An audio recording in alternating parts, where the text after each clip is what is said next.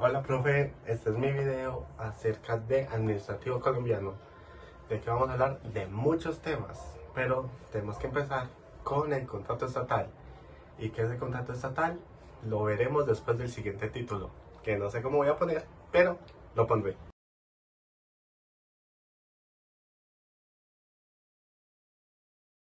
Bueno, como se los dije, les voy a explicar qué es el contrato estatal. Pero ¿qué es el contrato estatal? El contrato estatal es la manera en la que la administración busca cumplir algo o tener un objetivo. ¿Qué tipo de objetivo?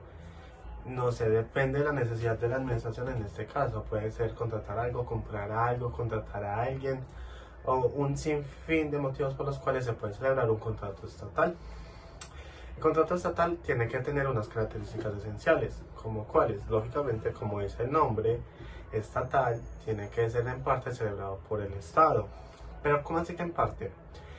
Bien, esto significa que el contrato estatal puede ser celebrado por un servidor público o alguien del Estado o por una persona natural jurídica, una persona natural que puede actuar en nombre del Estado, que el Estado le da la calidad para actuar en nombre de él. ¿Cómo qué? Te preguntarás. Por ejemplo, tenemos los notarios públicos o las universidades privadas, que a pesar de que no son parte del Estado, actúan en nombre de este.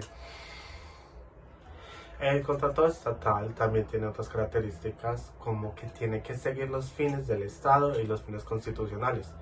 Eso los encontramos en el artículo 2 de nuestra Carta Política, la Constitución Política del 91, y sí, básicamente tiene que seguir los fines del Estado, que apoye a la sociedad, que sea bueno, todas las limitaciones que están ahí reguladas.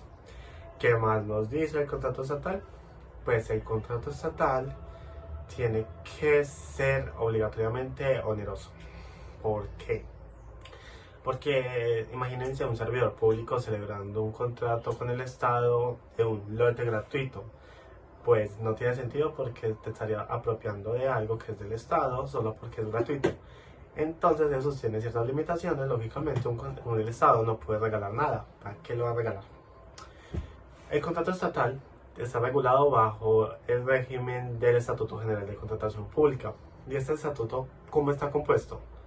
Los voy a leer, obviamente estoy pasteleando. Está compuesto por la Ley 80 del 93, la Ley 1150 del 2007, el Decreto 1082 del 2015, la Ley 1082 del 2018.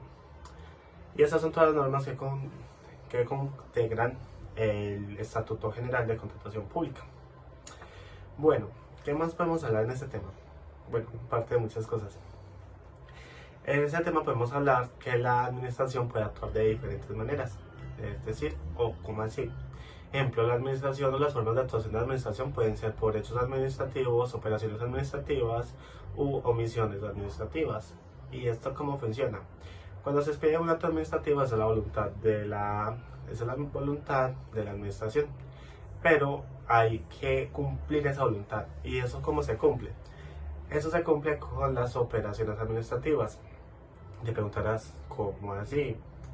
Bueno, las operaciones administrativas es la manera en que la administración ejerce estas acciones. Un ejemplo muy sencillo de esto sería que te van a mandar a cerrar un local porque hay menores adentro y es un sábado de la noche de venta de licores. Una discoteca. Básicamente la administración dice que te va a cerrar, pero ¿cómo te va a cerrar? Eso simplemente no va a aparecer cerrado de un día para otro, no. Tienen que ir unos agentes especializados, el espacio público, la policía y todas las demás personas necesarias para cerrar el local, que vaya, ponga las cintas y todo eso. Esas serían las operaciones administrativas. Pero hay ocasiones donde la administración no quiere actuar o simplemente pasan cosas que ellos no tenían previsto. Y esos serían los hechos administrativos. Es decir, situaciones que no están previstas ni contemplan la voluntad de la administración, pero tiene que responder la administración jurídicamente por ellos. ¿Por qué? Porque sí, porque tocó. Un ejemplo de esto, iba manejando una persona un carro de EPM, o de la basura, o del aseo, no sé, y le dio un paro cardíaco y atropelló a una persona, la mató y ¿qué pasa ahí? Eso no estaba contemplado en la voluntad de la administración, porque la administración nunca en ningún momento va a querer que un carro de una persona atropelle a otra, un servidor público atropelle a alguien más, o que esté contratado por otro medio contractual. Pero como es parte del Estado, le toca a la administración responder por estos hechos administrativos. O que se caiga un árbol, destruya una carretera y se lleve a otras personas. Le toca responder a la administración por la carretera y de pronto por las personas, pero eso ya es tema diferente. Y aquí también contemplamos las omisiones administrativas. ¿Y qué son estas omisiones administrativas? Bien, las omisiones administrativas tratan de que la administración omitió acciones y estas omisiones generan un daños antijurídicos a otras personas, antijurídicos o jurídicos, pero los generan a otros terceros que no tienen la obligación de soportar estas omisiones, como por ejemplo, una señora que está muy mal y le duele el corazón y va al hospital y en el hospital la dejan sentada por ahí, simplemente le dicen, quédese ahí. No. Y se muere. Se murió, pobre señora Chucky. ¿Qué pasa ahí? La administración tenía la obligación de atender a esta señora en el hospital, que son de la parte del Estado, como una empresa social del Estado o una S, que es tema aparte. Sin embargo, es del Estado. Entonces, como el Estado tenía que responder por la salud de esa señora y omitió esa atención, ese deber de cuidado, tenemos una omisión administrativa, y en este caso la administración tiene que responder por esta omisión. Básicamente sería eso. Entonces, después de esto vamos a hablar de las formas contractuales o de las maneras contractuales del Estado, los tipos de contrato y cómo se celebran y qué se celebra. Bueno, como les venía diciendo anteriormente, hace 5 segundos, porque esto va a ser un corte que se va a pegar. El contrato estatal se puede dividir en 5 tipos de contratos o 5 tipologías contractuales. ¿Qué tipo de contrato pueden existir? Primero tenemos el contrato de obra. Este es el que normalmente se utiliza por lógica y pues literalmente no hay más opciones para la construcción de bienes inmuebles. Como construir una carretera, construir una vivienda, mejorar también para las mejoras estructurales de un lugar. Ejemplo, que esta biblioteca pública está muy feita, entonces la vamos a mejorar y la vamos a poner más linda. Cosas así funcionan es por el contrato de obra. Después tenemos el contrato de consultoría, o sea, segundo tipo de tipología contractual, que sería el contrato de consultoría. ¿Y qué es esto? El contrato de consultoría es el que se hace para tener temas de caracteres técnicos, arquitectónicos, estructurales, estudios de factibilidad o interventorías. Cuando se presenta un contrato, estoy zapateando. Normalmente el medio de contratación de este tipo de contratos es por concurso de méritos. Es decir, aquí tiene que haber la experiencia es un factor determinante para escoger estos lugares, para este tipo de contrato. ¿Por qué? Porque obviamente tú vas a escoger a la persona que esté mejor capacitada, tú no vas a escoger a cualquier bobo por ahí. Lógicamente no. Por tercero tenemos el contrato de prestación de servicios. El contrato de prestación de servicios se dice que es residual al contrato de consultoría. ¿Por qué? Porque cuando ya no son temas de factibilidad, de estudios técnicos, arquitectónicos o los demás, queda una residualidad que sería como, sí, las otras situaciones. Este tipo de situaciones puede ser por el contrato de prestación de servicios. Normalmente se usa para proyectos artísticos, para apoyar la gestión o porque se necesitan profesionales relacionados a la administración que no pueden ser realizados por el personal de planta. Entonces, ¿cómo funcionaría esto? Por ejemplo, que yo quiero contratar para hacer un tributo a Shakira y quiero hacer un montón de cosas de Shakira. Lógicamente tengo que contratar, ejemplo, si quiero un concierto de Shakira, tengo que contratar a Shakira. Aquí no puedo hacer un concurso de mérito para ver qué Shakira es mejor Shakira, porque Shakira solo hay una, lógicamente. Y Karol G, que es la copia más o menos, pero todavía no. Entonces, estos tipos de contratos serían por selección directa o contratación directa. En el cuarto tipo de contratos tenemos el contrato de concesión. ¿Y qué es esto? Es que el Estado le cede a una persona natural un tipo de terreno o lugar para explotación. Y esto es como un conjunto entre el Estado y el particular. El Estado te da la opción, ejemplo, te da una mina y tú vas y explotas la mina y ya de ahí le pagas a la administración, o la administración, después de que ya esté montada, viene y reclama y dice, ay no, eso es de los dos. Pero este tipo de contrato es muy maluco porque la administración nunca pierde. Y bueno, por regla general casi nunca pierde. ¿Por qué? Porque al principio ellos van a decir como, ah, sí, eso es mío, pero tú puedes ir a explotarlo, pero yo no te voy a dar plata para que lo explotes. Y si quiebra es culpa tuya, porque yo ahí no tengo nada que ver. Pero si ganamos, ganamos los dos. Mm, funciona para algunos. Normalmente esto se paga con los impuestos de los administradores. ¿Cómo funciona? Ejemplo, un peaje también es un tipo de contrato de concesión para la explotación de las vías. En el último y quinto lugar tenemos de tipología contractual, tenemos el contrato de fiducia. ¿Y esto qué es? Es que se establece una fiducia sobre otros tipos de contratos que manejen dineros del servidor público o de la administración. Aquí es como un tipo de protección para ambas partes. Esto normalmente se hace sobre el tema de reestructuración de pasivos y casi siempre, o por regla general, se tiene que respetar el tipo de tipología contractual, valga la redundancia. Estos tipos de contratos de fiducia también se pueden aplicar sobre, ¿cómo se dice? Sobre excesos de cartera o temas de tesorería, o me sobró una plata de un proyecto, le puedo establecer una fiducia. Pero eso no constituye un patrimonio autónomo. Entonces, esos serían los 5 tipos de contratos.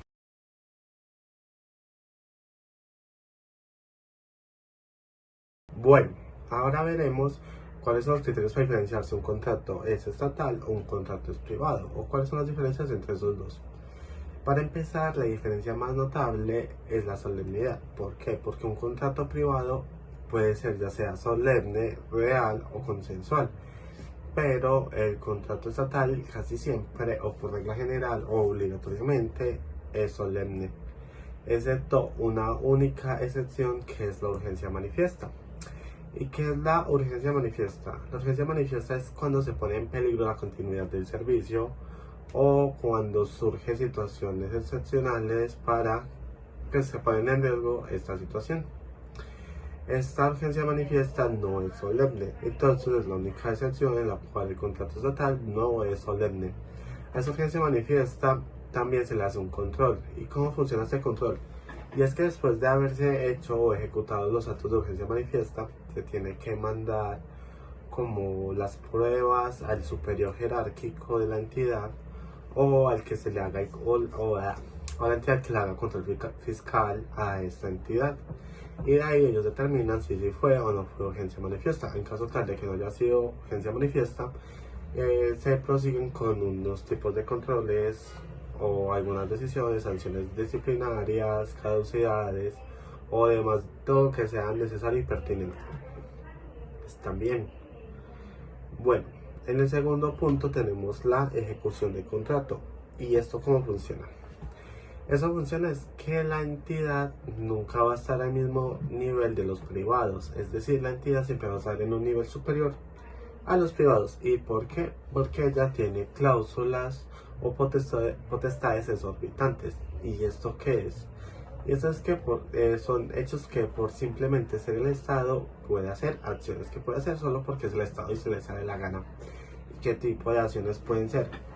Pueden ser, ejemplo, como la modificación unilateral del contrato, la interpretación unilateral del contrato, la terminación unilateral del contrato. También tenemos otras acciones como son la caducidad y la reversión. ¿Y eso cómo funciona? La caducidad es que la entidad sanciona a una persona cuando incumple, y la sanción es que no pueda contratar con el Estado y el contrato que estaba ejecutándose tiene que caer ahí. Y la reversión es que volver al punto inicial donde partieron, es decir, regresa a todo al estado precontractual. Ya las otras cláusulas sería como la modificación unilateral, que puede modificar las cláusulas de contrato siempre y cuando no haya un detrimento mayor hacia el contratante, hacia el oferente. La terminación unilateral se explica sola. La interpretación unilateral es que, por ejemplo, la entidad puede interpretar a su favor ciertas cláusulas, como que ellos te digan, te pinto las ruedas de una silla a 4.000, pero era cada rueda, y como ellos lo especificaron, tú puedes interpretar unilateralmente que es 4.000 por toda la silla. Básicamente a eso se refiere ese tipo de cosas. Pero bueno, volviendo a la caducidad, ¿qué tipos de caducidades o qué motivos pueden generar la caducidad? Normalmente la caducidad se puede generar cuando tú conspiras o actúas o te constriñen, pero haces con grupos armados de la ley. Entonces, lógicamente, si tú actúas con grupos a favor de grupos, te van a sancionar, te van a caducar. Bueno, eso también es cuando se financian las amenazas. Y el otro tema de la caducidad es por alcances fiscales, es decir, si el contratista está declarando fiscalmente responsable frente a las obligaciones del Estado, no cumple. Es decir, yo te dije que yo iba a pagar eso y que yo podía costear eso, pero definitivamente no puedo, te mentí. Entonces, en ese caso, hay una caducidad, o sea, te caducan por decir mentiras. Otro tema en este punto es a quién le compete qué. Es decir, cuando tú tienes un proceso privado, normalmente los procesos privados se van a la jurisdicción civil, a la jurisdicción laboral, a la jurisdicción comercial o a la correspondiente. Pero los temas de contencioso administrativo, lógicamente, se va a la jurisdicción de lo contencioso administrativo. Eso creo que es un punto lógico. La manera para apelar un contrato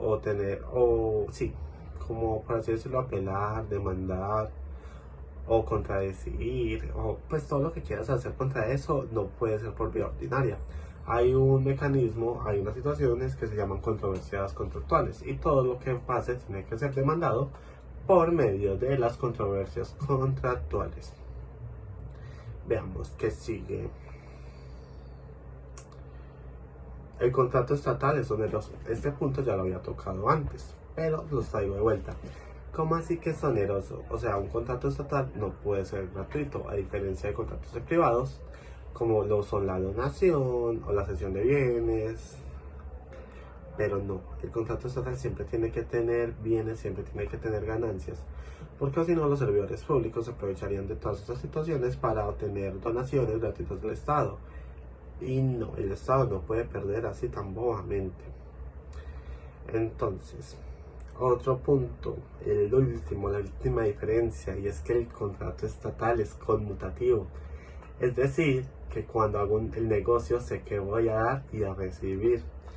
El contrato estatal siempre debe permanecer bajo el equilibrio económico entre relación de precio y prestación de contrato. Esto lo acabo de leer porque se me había olvidado. Y ya, de aquí pasamos a otro punto, que son los principios de la contratación estatal, y que es un tema aparte, otro título aparte, que ya les voy a explicar.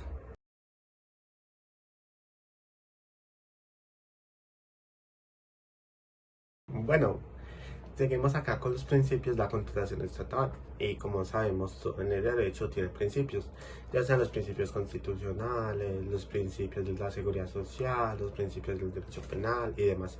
Evidentemente la contratación estatal no puede ser la excepción, también tenemos unos principios. Entre esos principios vamos a encontrar uno que encontramos en en todo el derecho, y es el principio de transparencia.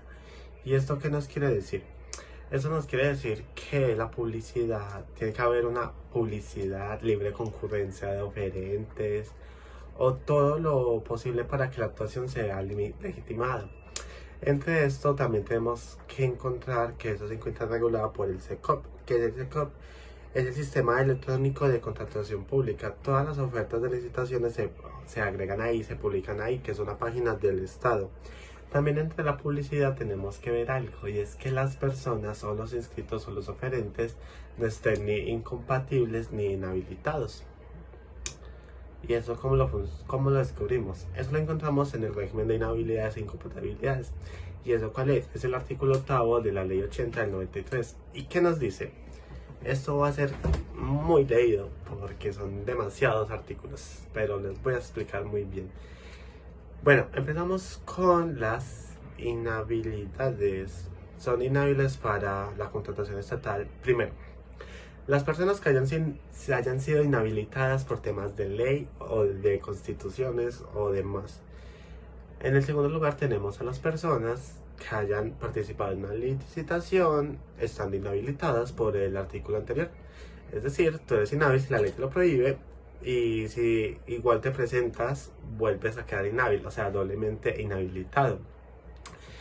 También tenemos las personas que fueron caducados. ¿Cómo así? A los que les dieron el término de caducidad, la declaratoria de caducidad. Esas personas también quedan inhabilitadas para la contratación estatal.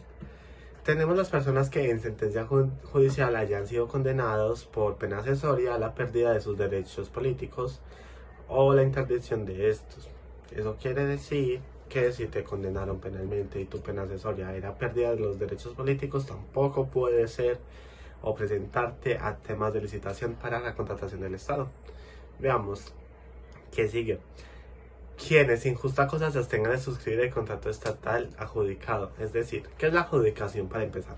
La adjudicación es, aunque valga a ser redundancia, cuando te adjudican el contrato. Es decir, tú ya pasaste el proceso de licitación, ya fuiste seleccionado y ya te van a adjudicar, o sea que ya te van a dar el contrato. Y tú dices, no quiero. Pues, mami, papi o ella queda sancionado, o sea que no te vas a poder volver a presentar durante un tiempo. Otras personas que no pueden presentarse por su inhabilidad son los servidores públicos, o ya sea los cónyuges familiares del segundo grado consanguíneo de estos mismos servidores públicos. Las sociedades diferentes a las anónimas abiertas, es decir, una anónima cerrada o privada no puede participar en este tema de contratación estatal. También los socios de sociedades de personas que hayan declarado la caducidad, o sea, yo soy socio y declararon a mi socio caduco, no, tampoco puedo presentarme yo. Veamos, ¿qué más? También, cuando usted financió una campaña política para presidente o alcalde con más del 2%, y no solo usted, sino que también quedan inhábiles su familia, o sea, hasta el segundo grado de consanguinidad y cónyuges. Y creo que yo. Bueno, también de aquí siguen las incompatibilidades. ¿Y qué son las incompatibilidades? Básicamente personas que no pueden por otros temas. Uy, qué pena. En incompatibilidades también encontramos quienes fueron miembros de corporaciones, de junta de consejo directivo, servidores públicos de entidad contratante. Estas personas quedan incompatibles. También las personas que tengan vínculo parentesco hasta el segundo grado de consanguinidad, segundo de afinidad o primero civil con servidores públicos, los niveles directivos, asesor ejecutivo, miembros de la junta. También los cónyuges. Y las corporaciones, asociaciones, fundaciones anónimas que no tengan carácter de abiertas. Ya les dije, las sociedades privadas no pueden participar en estos temas. Encontramos a los miembros de las juntas de consejos directivos, son incompatibles. No, es que son muchos los incompatibles, la verdad. Bueno, un tema que se me olvidó explicarle y lo acabo de leer es que el acto de adjudicación es irrevocable. Pero ¿cuándo se puede revocar? Porque todo el derecho tiene una hijueputa excepción. Se puede revocar cuando sobrevenga una incompatibilidad o inhabilidad sobreviviente, para que sea redundancia. Es decir, que después de adjudicado ya te declaran inhábil o durante el medio de adjudicación te lo declaran. Entonces, ¿qué pasa ahí? Este acto ya puede ser revocable. O cuando este acto de adjudicación se hizo por medios ilícitos. Ahí también se revoca la adjudicación. Ya después de esto encontramos el principio de economía. Es que estoy todo despeinado, como que no me hallo. Creo que ahí.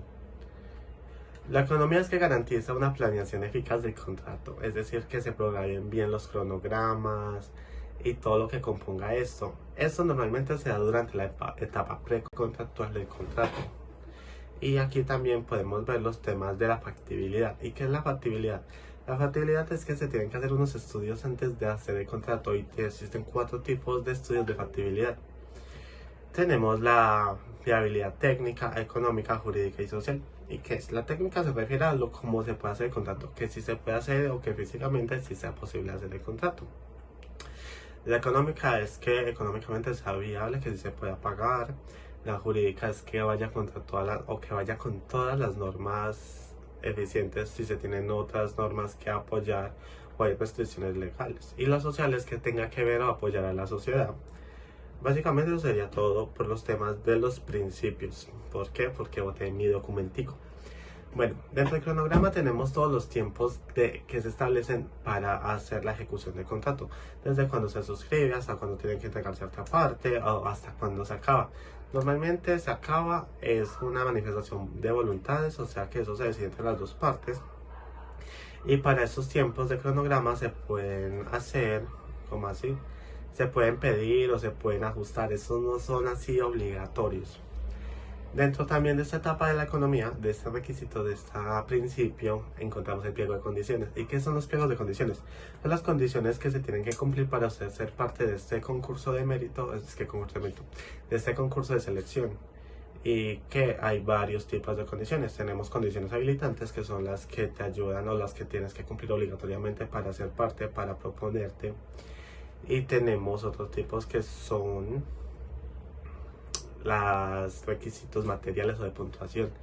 Es decir, estos requisitos son los que, bueno, si bien ya tú cumples con los requisitos habilitantes para poder participar, esos son los que te dan la puntuación mayor para que seas elegido. Porque aquí siempre todo es por temas de puntuaciones. Aquí podemos ver como la capacidad económica, la viabilidad técnica, maquinaria, la experiencia. Básicamente todos esos son requisitos materiales o de puntuación. Y ya en ese punto terminamos lo que serían los requisitos.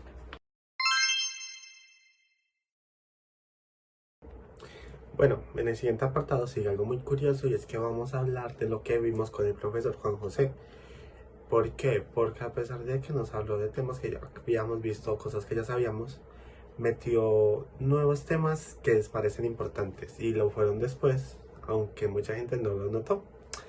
Bueno, primero empieza diciendo que el contrato estatal parece que tiene que existir un precio, una prestación, un precio, prestación, y tiene que ser por escrito. Básicamente los requisitos que ya habíamos visto, que tiene que ser solemne, no puede ser gratuito y que tiene que haber un objeto.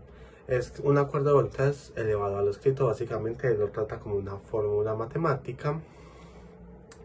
También nos habla de unos requisitos de validez del contrato, que sería el contenido, la competencia y el procedimiento. El contenido es que tenga que ser por objeto lícito, obviamente. La competencia es la que este servidor público si tenga la facultad para ejercer esa dichación. Básicamente, a mí el alcalde de Morro Perdida no me va a venir a decir o a hacer un contrato estatal sobre Medellín. Obviamente no se puede hacer. Y el procedimiento está compuesto por formas y etapas. Y las formas dependen de la selección del contratista. ¿Cuál es la selección del contratista? La selección pública, la selección abreviada, mínima cuantía, contratación directa y concurso de mérito. Y las etapas de este tipo de selección dependen de la forma de selección.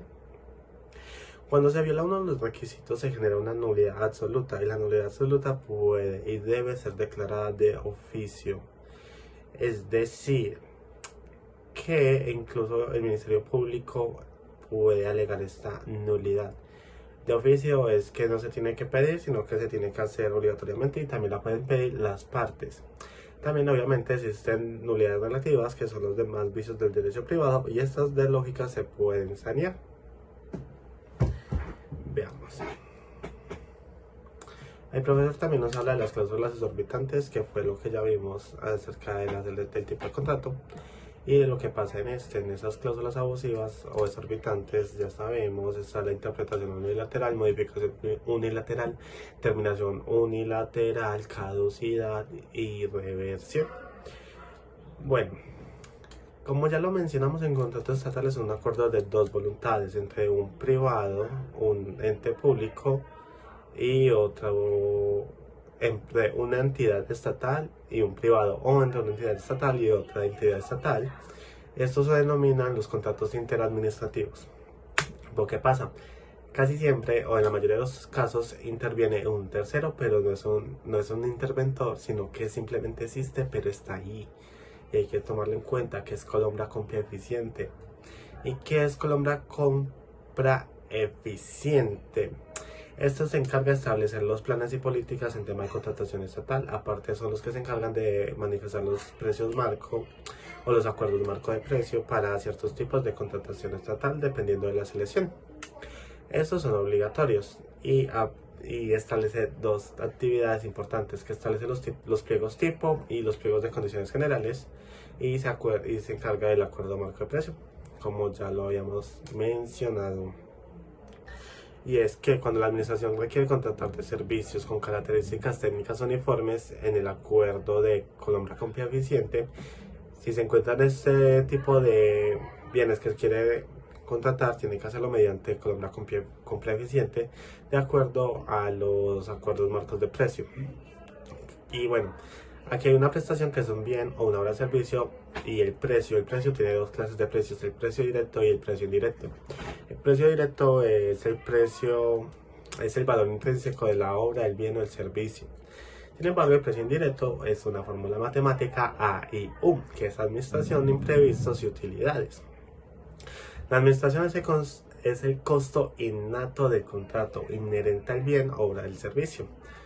Los imprevistos dependen, estos normalmente se establecen en la audiencia de riesgos e imprevistos. Y básicamente es un precio diferente por si pasa algo diferente y las utilidades serían las ganancias. Y existen varias formas de pagar por este precio, que sería el precio unitario o el precio global. El precio unitario es que tú pagas completamente la obra, ejemplo, un edificio vale 500 millones. El precio global es que tú llegas, no, espere,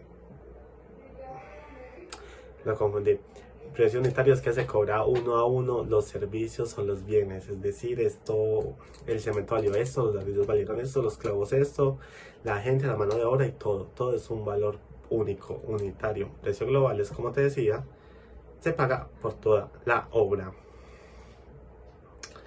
Bueno, ¿qué más tenemos? Dice que el precio tiene que ser equivalente con la prestación, es decir, la administración no tiene que pagar más ni menos por la obra. Y bueno, pueden suceder que con posterioridad a la celebración del contrato sobrevenga una causa normal e imprevisible que afecte el equilibrio económico, es decir, que genere un sobrecosto. Y tienen tres elementos para los sobrecostos que sean efectivos, si es que sea sobreviniente con posterioridad a la celebración del contrato, porque si no es sobreviniente se toca alegar en las planificaciones, en la etapa precontractual. Que sea una causa imprevisible, o sea que usted no tuvo la imprevisión de que pudiera pasar porque era imposible de saber, y que sea irresistible, una situación que el contratista no se puede resistir. Ese rompimiento del equilibrio económico del contrato o la ejecución contractual puede darse por causas internas o externas. Internas, cuando ese rompimiento es imputable a un actuar de la administración, es decir, como el ius variandi, que es que la administración cambia las cláusulas por una u otra manera.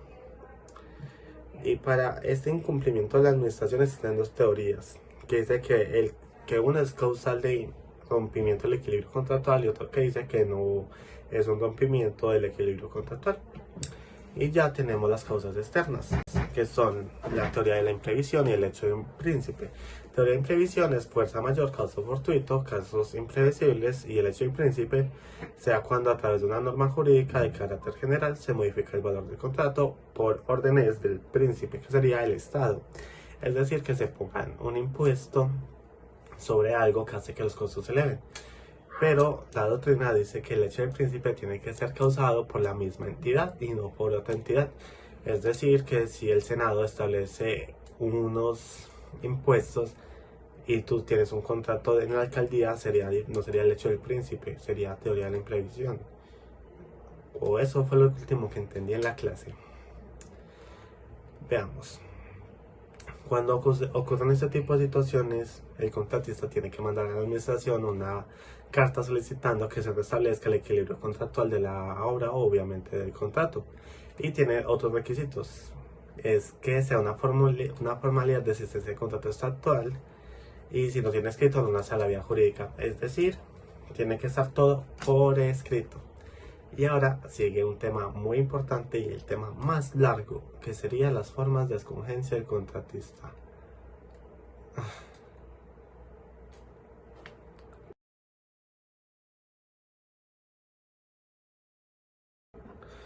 Bueno, seguimos con las modalidades de selección del contratista.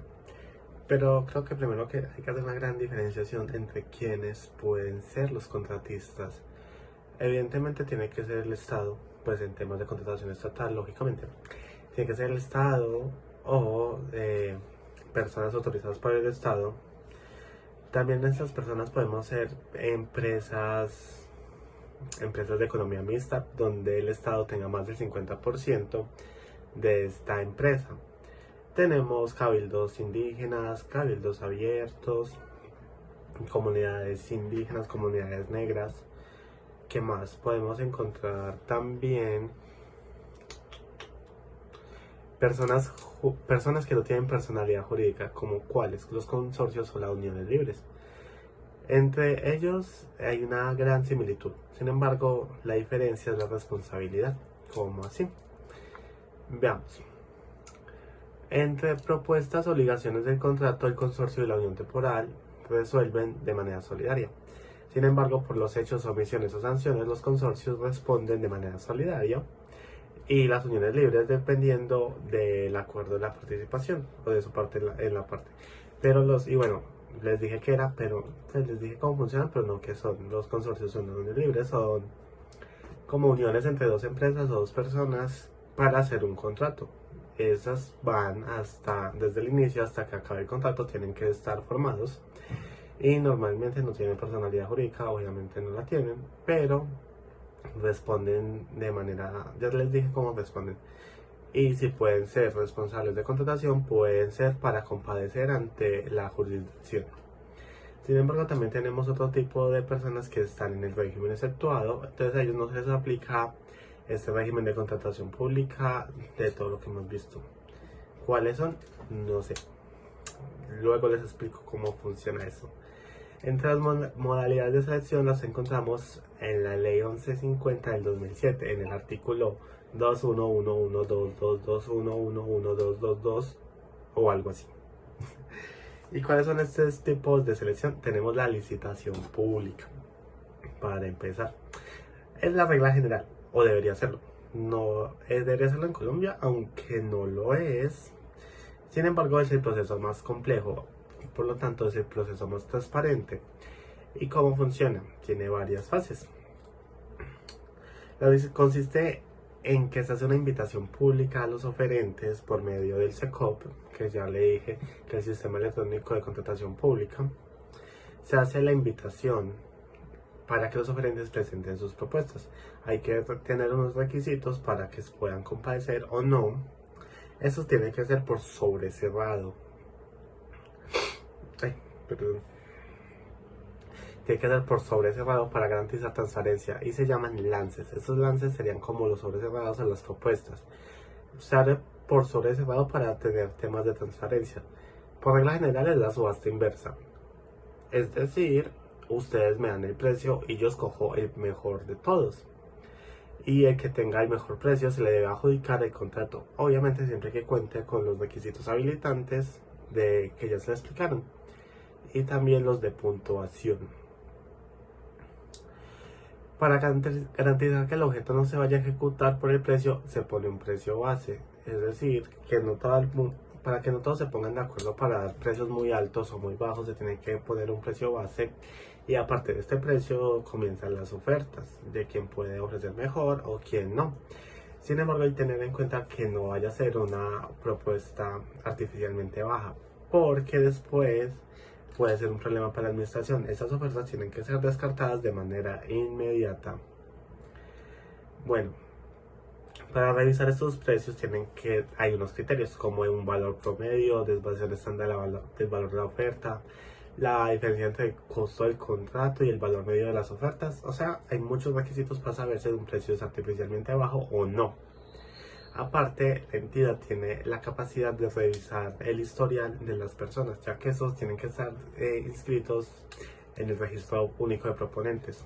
Entonces, la entidad puede revisar que lo que ellos hagan o digan es verdad y si tienen buena entidad. Normalmente se estima pues un precio artificialmente bajo cuando es más del 20% del valor base. Bueno, las entidades estatales pueden utilizar el mecanismo de subasta inversa para la transformación dinámica de las ofertas de licitación.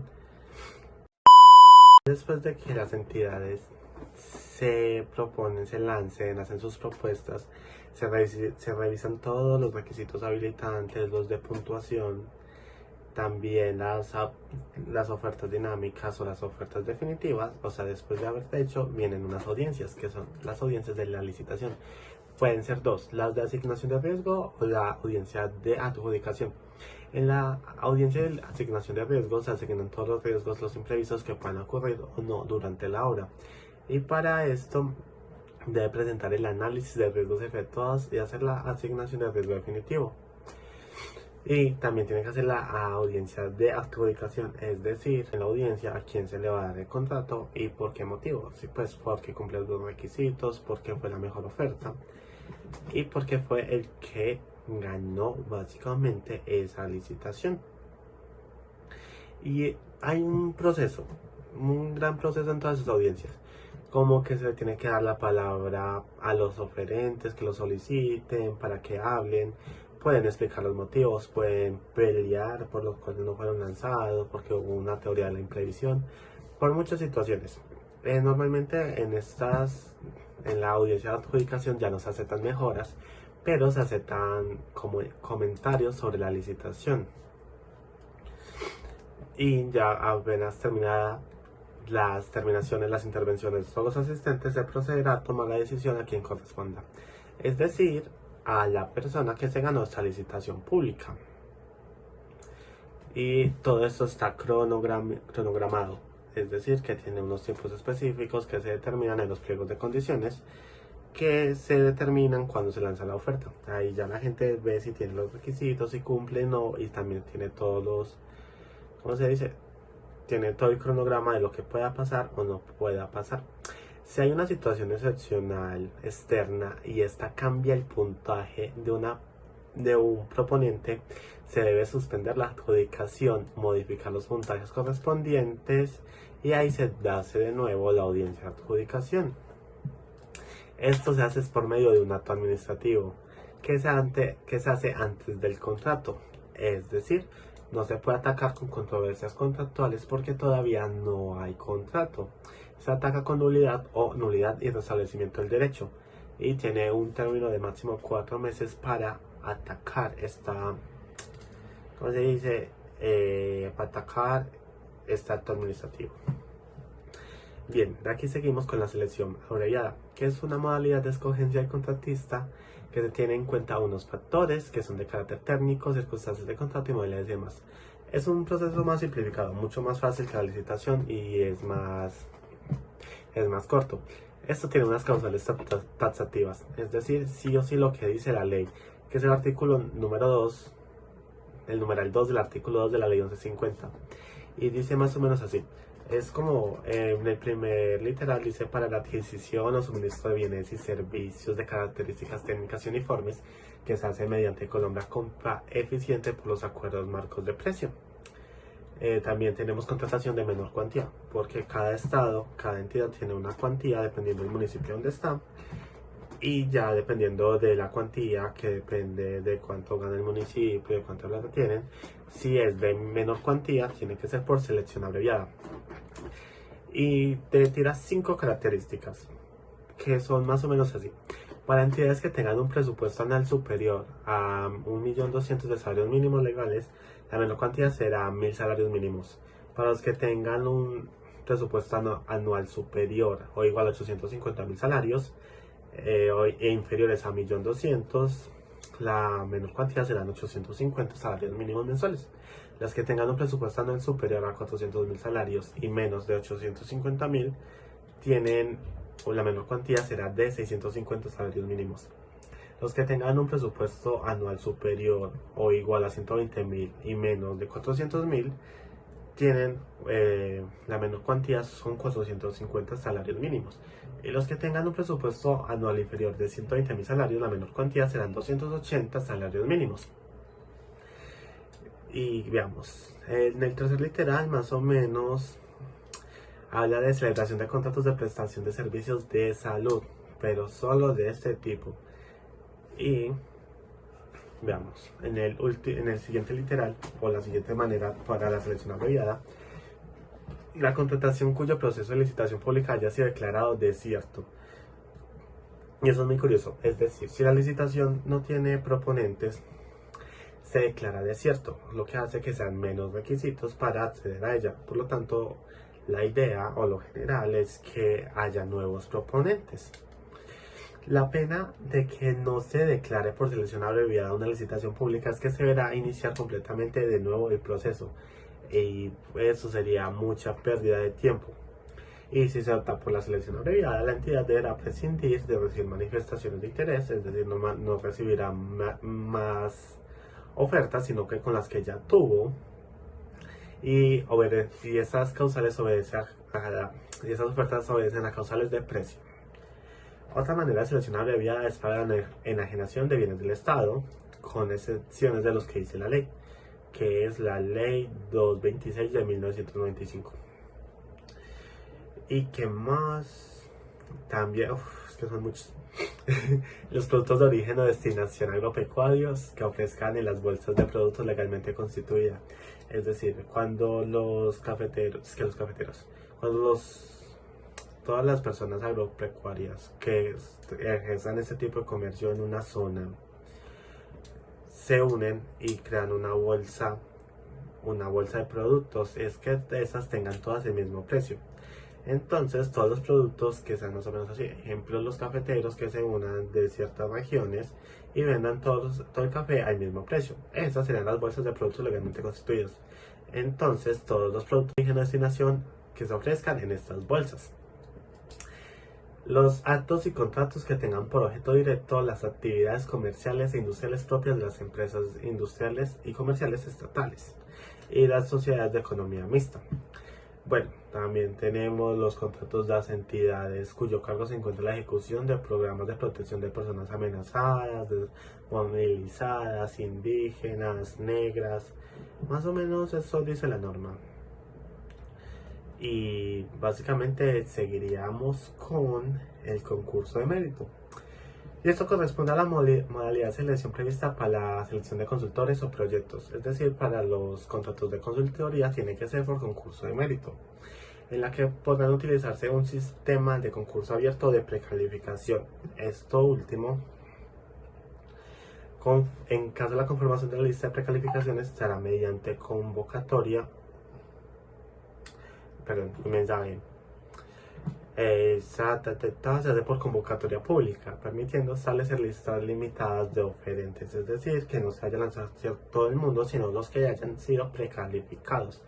Y aquí, ¿quién se escoge en la concurso de mérito? Se escoge el mejor preparado, el que mejor cumpla los requisitos de puntuación, habilitantes, y el que cumpla literalmente todos los criterios que la entidad proponga.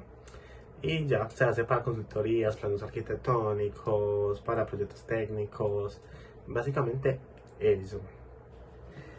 De aquí viene la contratación directa, que tiene unas causales taxativas, es decir, no se puede salir exactamente lo que diga la ley, y solamente procederá en los siguientes casos.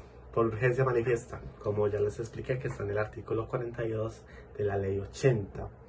Y es cuando se ponga en riesgo la prestación de un servicio, y tiene que se ponga en riesgo la prestación o la continuidad de un servicio, y tiene que hacerse obviamente por urgencia manifiesta. ¿Qué más? Por la contratación de empréstitos. ¿Y que es un empréstito? Es un préstamo que la entidad solicita, entonces ella entiende a quién se lo tiene que pedir. Y pueden ser de dos tipos, de tesorería o empréstitos a largo plazo. De tesorería son aquellos que son presupuesta su pago dentro de la misma vigencia fiscal y se requiere autorización respectiva a la corporación pública. Mientras que los de largo plazo se comprometen a vigencias futuras.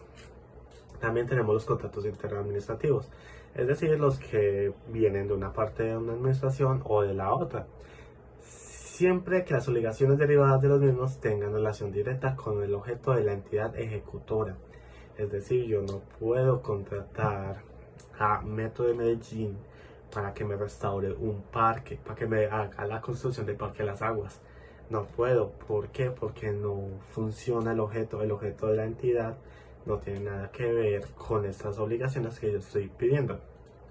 Aquí también tenemos que exceptuar los contratos de obra, suministro y prestación de servicios de evaluación de conformidad respecto con las normas o reglamentos técnicos.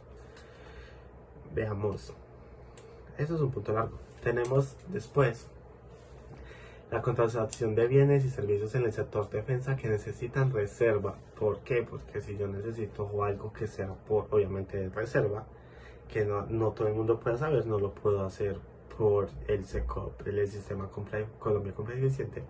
No lo puedo hacer por esos medios porque la gente se enteraría y yo no quiero que nadie se entere. Es como lógico. Bueno, también tenemos aquí por contratación directa los contratos para el desarrollo de actividades científicas y tecnológicas.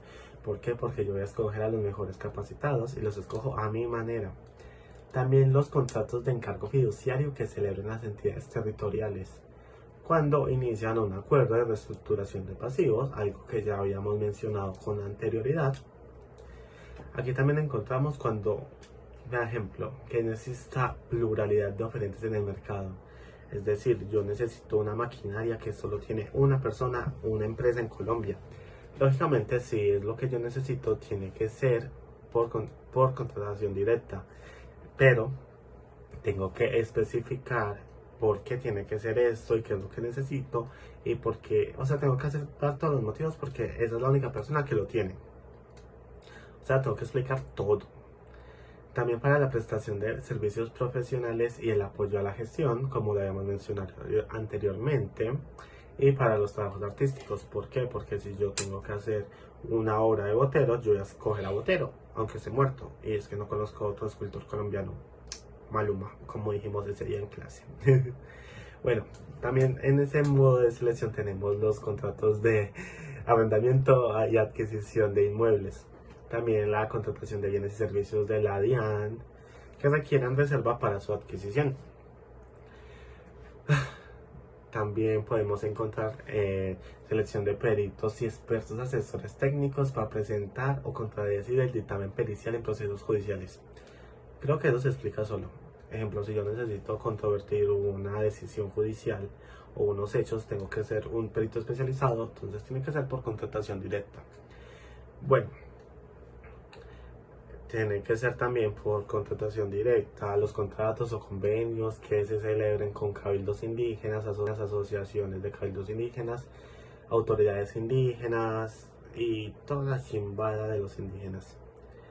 Esto también tenemos los contratos que las entidades estatales suscriban con los consejos comunitarios de personas negras, también las palenqueras, las raizales, pero ellos tienen que tener unos requisitos, que tengan que estar inscritos en el registro del Ministerio de Interior, en el registro público de único nacional y que tengan más de 10 años, porque si no, no funcionan.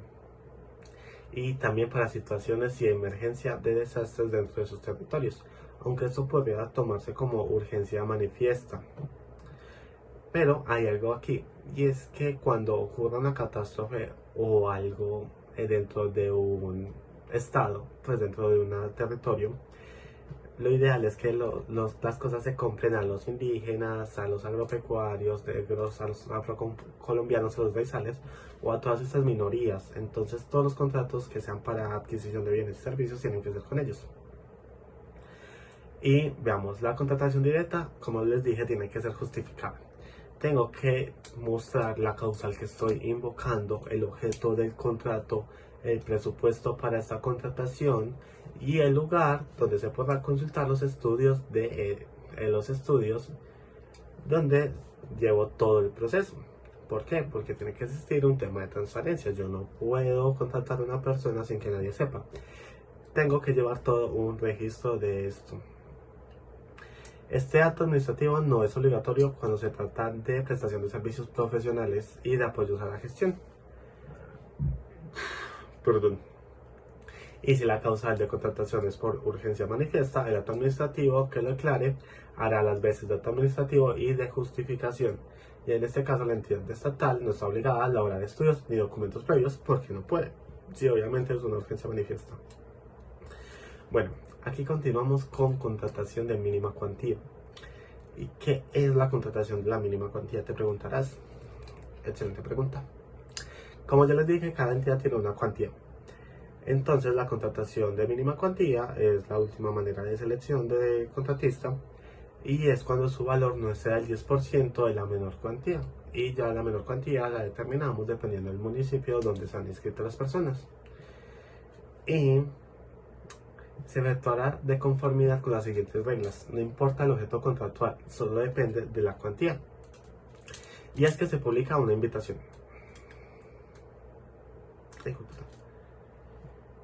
Y es que se publica una invitación por un término no inferior a un día hábil. O sea, si la invitación es para menos de un día, no puede ser. El término previsto en la invitación para presentar la oferta no puede ser inferior a un día hábil. Y en la misma invitación, ese plazo se va a presentar las ofertas. La entidad seleccionará mediante comunicación de aceptación de oferta la propuesta con el menor precio. La comunicación de aceptación junto a la oferta constituye para todos los efectos el contrato celebrado. Es decir, que si yo te llamo a decir, ay, sí, me gustó tu oferta, entonces necesito que tú seas el escogido, ya desde ahí se entiende que se efectúa el contrato. Y ya, entonces seguimos con otro tema.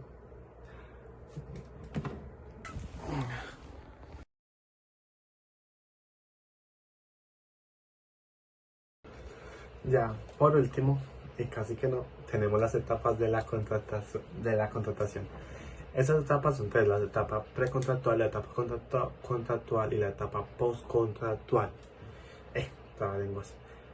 La etapa precontractual, en esta se hacen todos los estudios de factibilidad, incluso existen contratos que tienen estudios de prefactibilidad.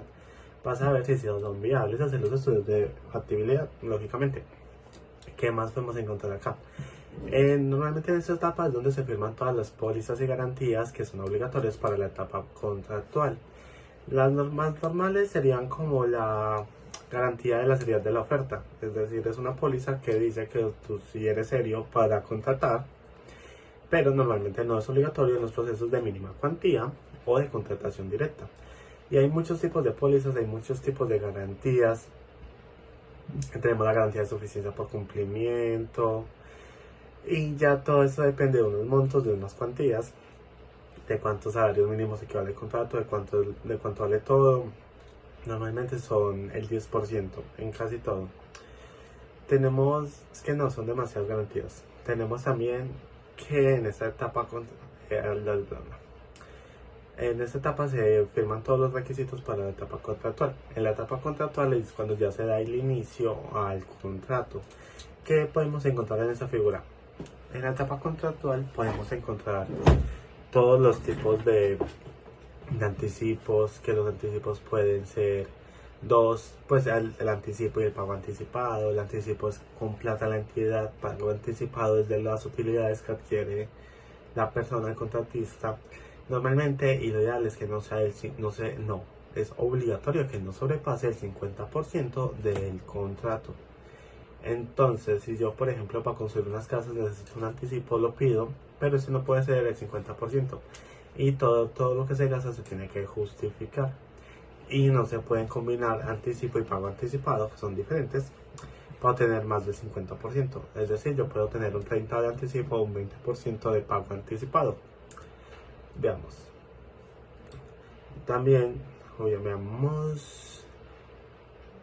Tenemos otros tipos de garantías contractuales como el no pago de prestaciones sociales o acreencias laborales, y siempre van a existir riesgos contractuales y a la vez postcontractuales. ¿Cómo así? Ejemplo, si durante el contrato se cae la obra o se daña, pero fue durante la ejecución, eso es un riesgo contractual. Pero ejemplo, yo acabo la obra, se liquida el contrato, ya se acaba completamente, y de ahí pasando un tiempo, por ahí 1 año, 2 años, creo que es lo que dice más o menos la norma, o 5 años hasta, para pelear por la satisfacción de una obra se pueden ser hasta por 5 años. Y es que si durante esos 5 años le pasa algo a la obra que no fue por culpa mía de mal uso o de mal funcionamiento, sino que fue algo netamente estructural o por culpa de quien lo construyó, puedo alegar este tipo de garantías y ya sería algo postcontractual. Normalmente la etapa contractual va hasta la liquidación del contrato y en la etapa postcontractual sería como pedir las demás requisitos, lo que pasó, las garantías y controversias contractuales se pueden hacer en cualquier momento. No, las controversias contractuales se pueden hacer hasta la etapa contractual. Ya después no hay contrato, entonces lo que seguiría en la etapa postcontractual sería nulidad o restablecimiento o reparación directa o otro mecanismo, pero ya no serían controversias contractuales porque en efecto eso ya no sería parte de la administración. También podemos encontrar garantías extracontractuales o riesgos extracontractuales que no tienen que ver nada con la administración, sino que fueron frente a terceros o situaciones ajenas que no estaban destinadas a cumplirse. Y este valor depende del valor del contrato. Lógicamente, como ya lo había explicado, todo depende del valor del contrato. Luego el perfeccionamiento de la etapa contractual. Esta etapa está la etapa de planeación, donde se ven los riesgos contractuales y los riesgos extracontractuales. Y el contrato deberá ajustarse al interés social, lógicamente. Y tenemos unos plazos que son como los plazos de invitación o convocatorias, y esos se hacen por medio de acto administrativo. Ya aquí acabaríamos lo que viene siendo la parte.